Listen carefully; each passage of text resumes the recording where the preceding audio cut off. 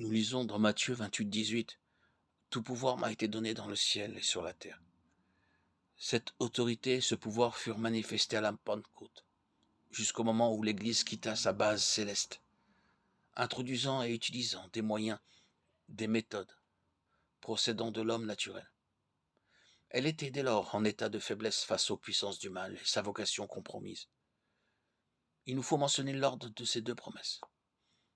En effet, avant que l'onction puisse être expérimentée, il est indispensable que la remise en ordre dans l'être intérieur soit réalisée. L'onction implique un vase préalablement vidé de lui-même pour être rempli de l'esprit, car la vie intérieure de l'instrument doit être en rapport avec l'intention divine et en mesure de satisfaire les demandes de l'esprit, car il ne saurait y répondre et être conduit à moins qu'il ne soit rempli. Le livre des Actes laisse voir très clairement que le Saint-Esprit dirigeait et gouvernait entièrement, tout en relation avec le dessein. L'Église se mouvait sous un ciel ouvert dans l'expérience effective de sa position céleste. Elle ne saurait être un vase utile dans les mains de Dieu à moins qu'elle ne devienne entièrement céleste dans toute la réalité et la signification que cela implique. Mais une profonde éradication par la croix quant à l'ancienne création doit s'accomplir en nous, ses membres. Aussi le Saint-Esprit travaille afin de faire entrer la grandeur de Christ dans l'Église et l'Église dans sa position pour que son ministère s'accomplisse sur la terre en union avec Christ dans les cieux.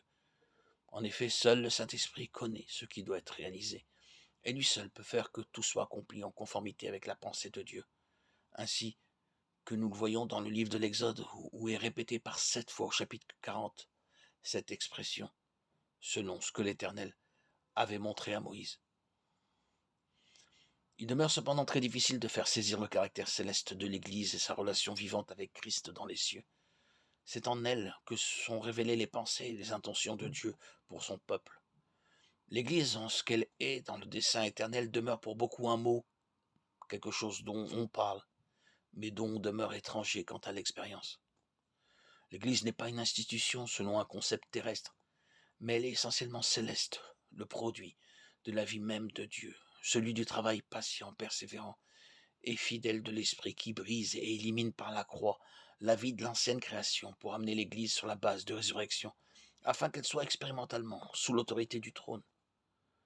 Cela demande que Christ soit révélé dans notre être intérieur par le Saint-Esprit.